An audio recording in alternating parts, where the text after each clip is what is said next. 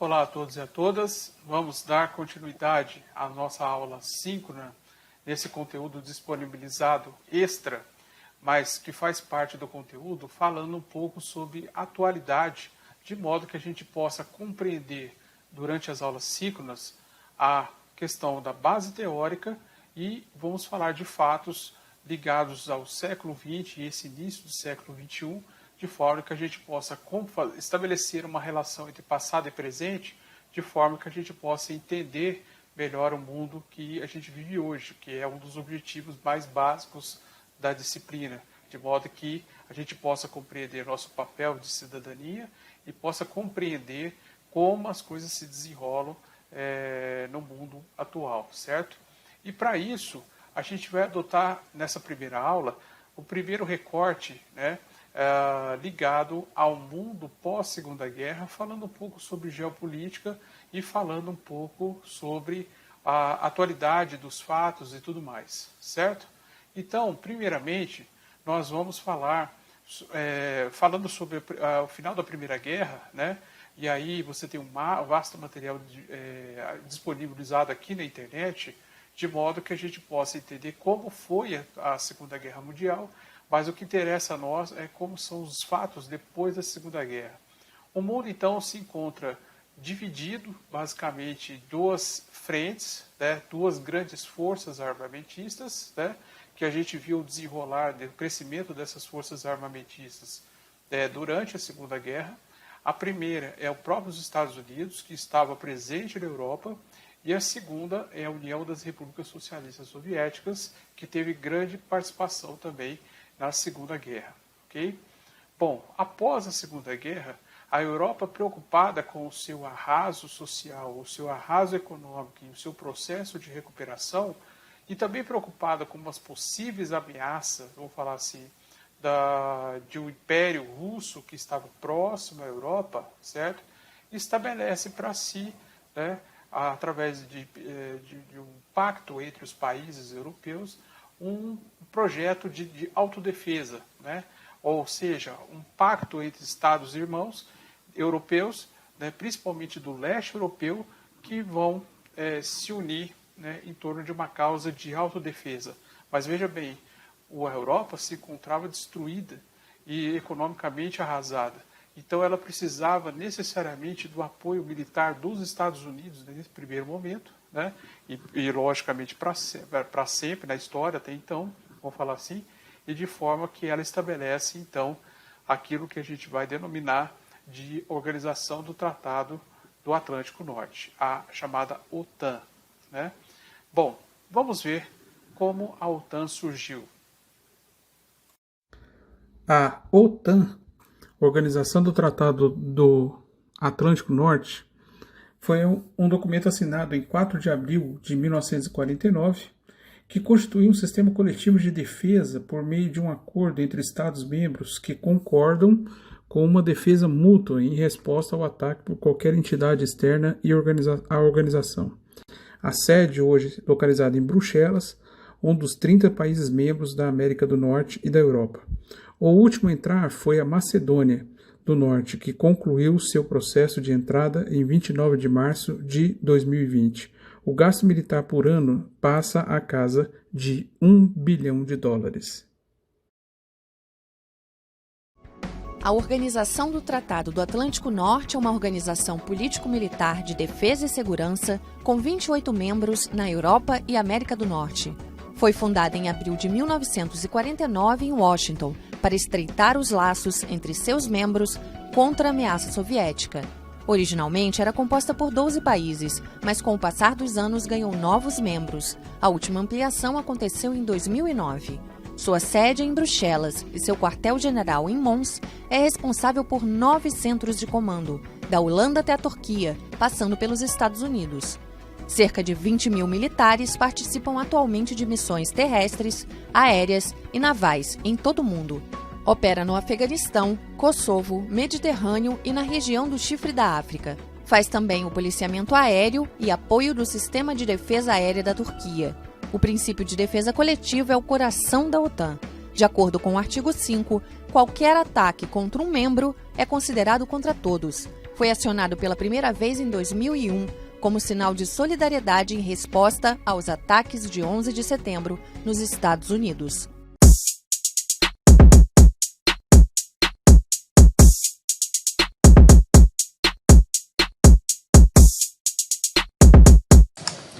A criação da OTAN, ela significou como um dos primeiros passos que a gente tem com relação ao início da Guerra Fria. Veja bem, entendemos pela criação da OTAN que os Estados Unidos cumpriam o seu papel interno de crescimento econômico, enquanto militarmente tinha toda a abertura para estabelecimento de bases na Europa, de proteção dos países da Europa, enquanto eles estavam em processo de recuperação pela Segunda Guerra. E, por outro lado, a gente tinha uma corrida armamentista estabelecida pelo lado oposto, colocado assim como oposto, à União das Repúblicas Socialistas Soviéticas. Esta Guerra Fria, ela estabelecia dois opostos, vamos falar assim, porque a gente vai ver depois conceitualmente nas aulas síncronas o entendimento de uma perspectiva liberal por parte dos Estados Unidos e uma perspectiva socialista / comunista por conta da União das Repúblicas Socialistas Soviéticas. Bom, a Guerra Fria, então, ela é mundialmente conhecida, né, e é conhecida por nós como uma corrida armamentista e uma corrida essencialmente espacial.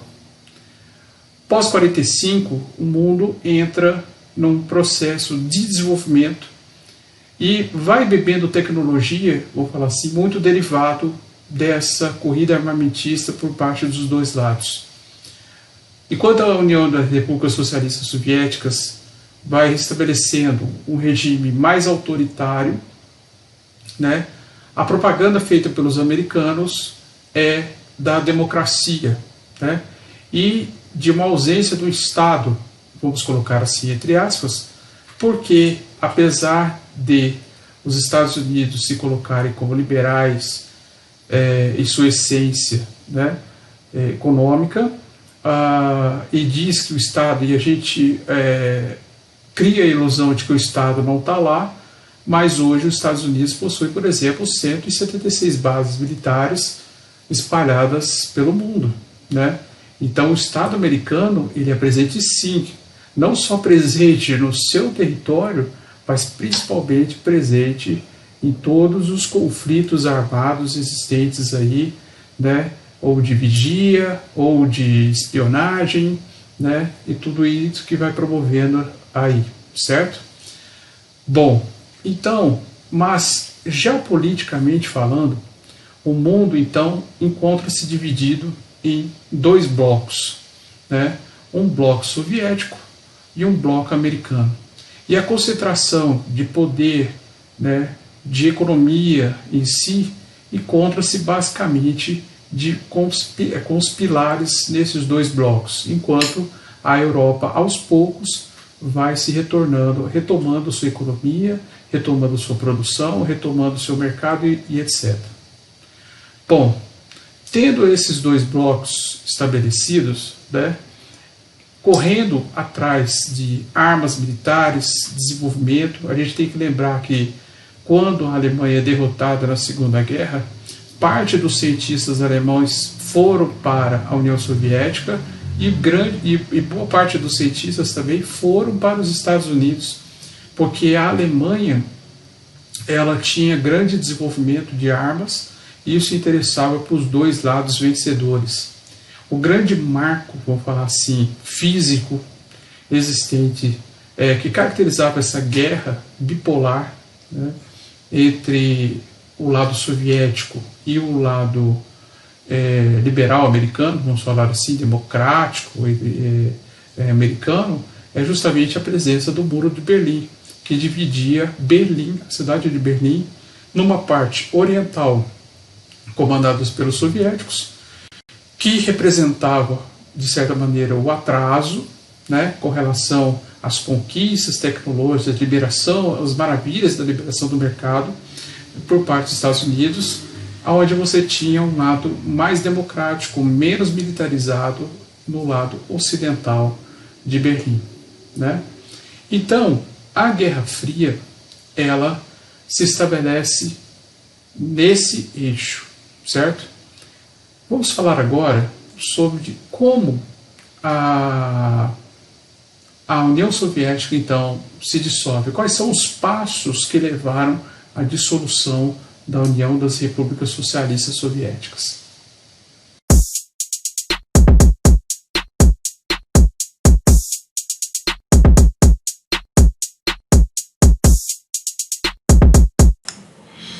Ao falarmos de uma atualidade sobre a OTAN, devemos dizer que, recentemente, o presidente Donald Trump criticou a participação dos países europeus na OTAN, dizendo que os países europeus estavam investindo cada vez menos, vamos falar assim, no que o que eles deveriam investir para cumprir suas cotas de participação em investimento militares, investimento em homens, em máquinas, em armas e tudo mais, né? Então, criticou a organização da OTAN, alegando que dos 28 países, 23 não estavam pagando adequadamente a sua parte da estrutura de defesa. Bom, em média, os países europeus diminuíram o investimento militar em cerca de 3%. Para cerca de 1%. Isso já é criticado não apenas pelo Trump, mas também foi criticado também pelo Obama e pelo Bush, né? A gente sabe que os Estados Unidos é o principal, vou falar assim, investidor em armamento no mundo, né?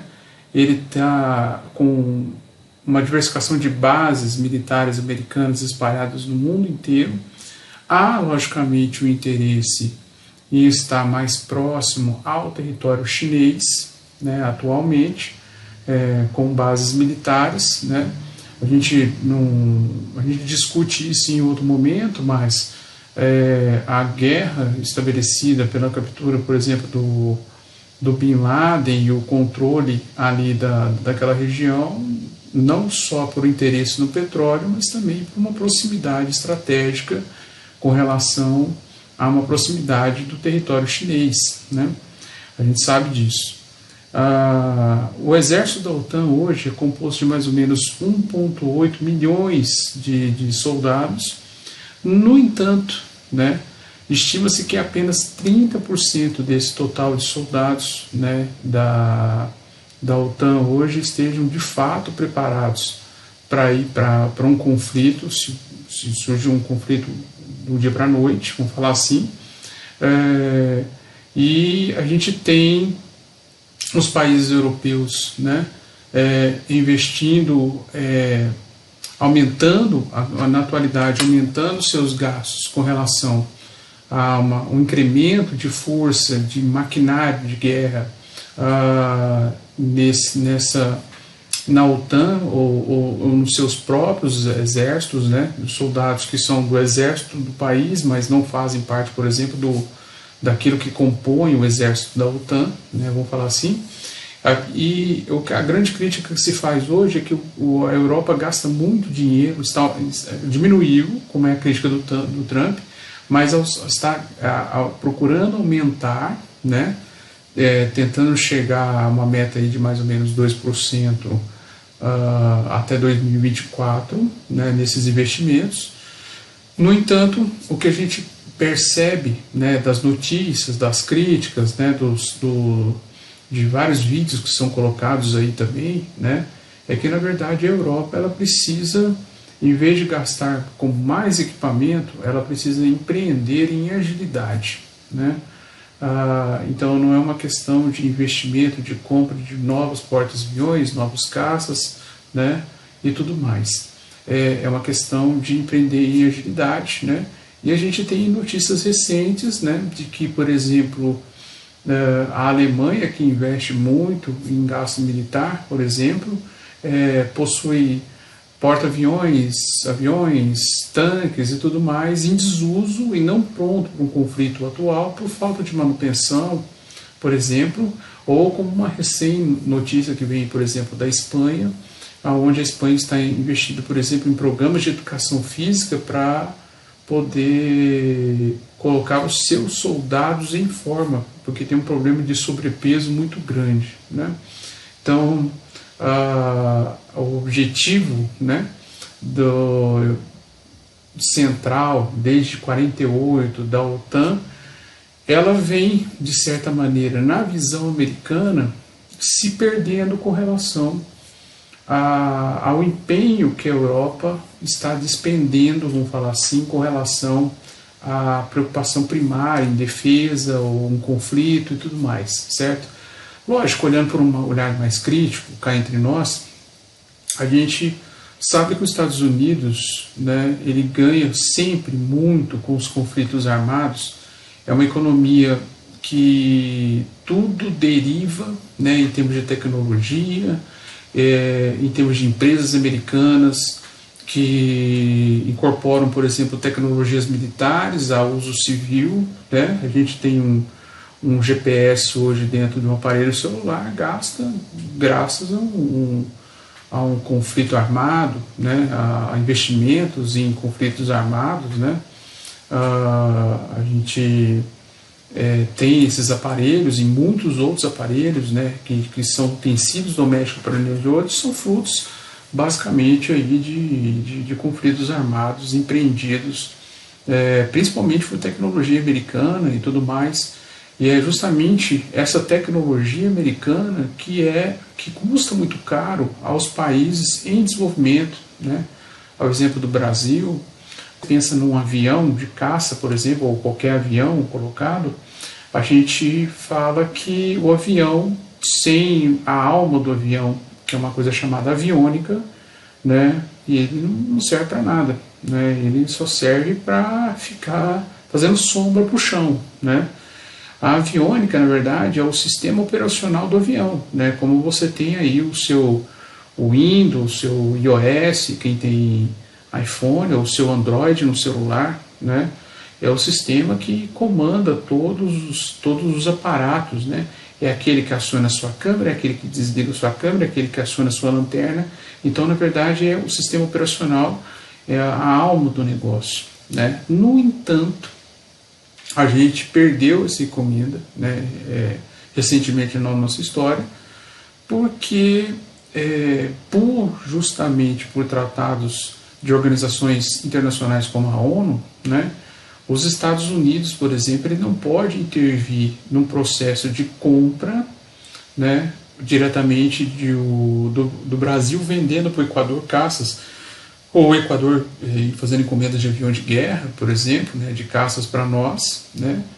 Mas, no entanto, o que acontece? As empresas americanas que são detentoras, né, por exemplo, dessa aviônica, né, que abastece tanto aviões civis como militares, né, elas têm uma liberdade, né, elas têm uma liberdade de venda,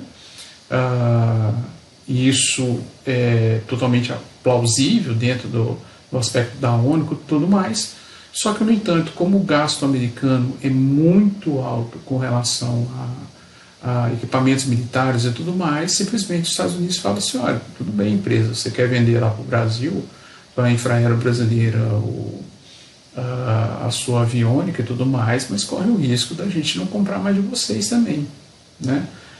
E esse tipo de situação, né, logicamente, como empresa, pensando única e exclusivamente no seu lucro, né, prefere sempre estar vendendo para o exército americano, para a força aérea, para a base militar americana, porque é muito mais rentável para essas empresas e tudo mais, né?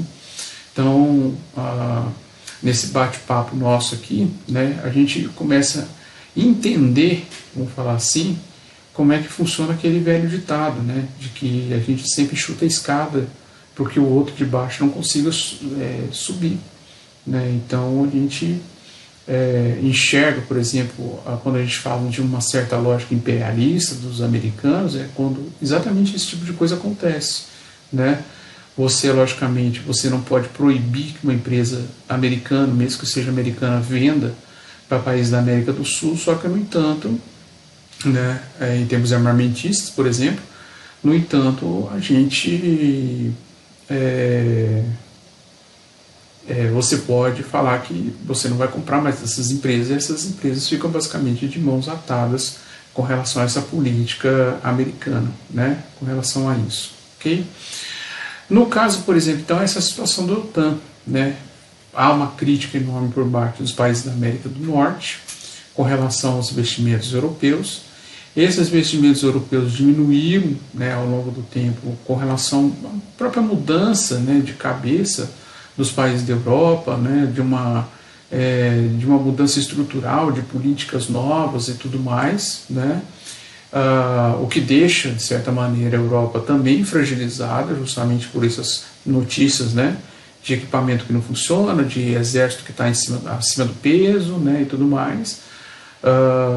Mas há, então, o que a gente pode enxergar nos próximos anos aí, talvez, né, se aumentar, por exemplo, essas rugosidades entre os países da América do Norte e os países europeus, a gente pode ter uma certa quebra, né, vamos falar assim, uma ruptura da OTAN, ou uma possível criação, logicamente derivada dessa ruptura, né, de uma criação de um sistema de defesa único e exclusivamente europeu, né, não mais dependendo do aporte americano e tudo mais. Mas é uma coisa que a gente vai ver para o futuro, porque num possível rompimento e uma exclusividade de participação em um sistema de defesa europeu, você deixa também os Estados Unidos sem alguns pontos chaves de bases militares na Europa, que seria importantíssimo, vamos falar assim, para os Estados Unidos, justamente com a preocupação que os Estados Unidos têm com relação ao Oriente, né?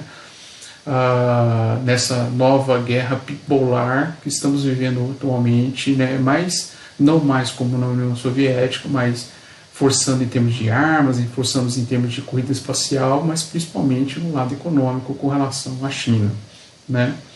Então, a gente tem os Estados Unidos, vamos falar assim, tem essa preocupação também, né? Critica os países europeus por essa falta de investimento, isso na atualidade, né? Mas se preocupa também com relação a esse rompimento dos países da Europa, justamente pelo aporte que ele pode fazer com relação a estabelecer pontos de apoio na Europa para se chegar ou para deixar soldados prontos e tudo mais nesse aporte, ok? Então essa é a atualidade com relação à OTAN, né? Mas também fazer uma nota de rodapé, né, que a gente pensa, por exemplo, também em uniões de exército ou organizações militares sul-americanas também, esse papo também está acontecendo, né? Então a gente pode ir conversando aí, procurar saber mais notícias. Nos próximos vídeos eu posso estar trazendo maiores informações. Então essa é basicamente a atualidade que nós temos aí de notícias, né, com relação ao OTAN, né? E nos próximos conversas aí a gente vai falando sobre também como a Rússia, né, também está estabelecendo, né, fazendo o jogo de xadrez dela com relação à Europa e tudo mais. Então isso também pode influenciar na sobrevivência, vamos falar assim, da OTAN e tudo mais, ok? Vamos lá.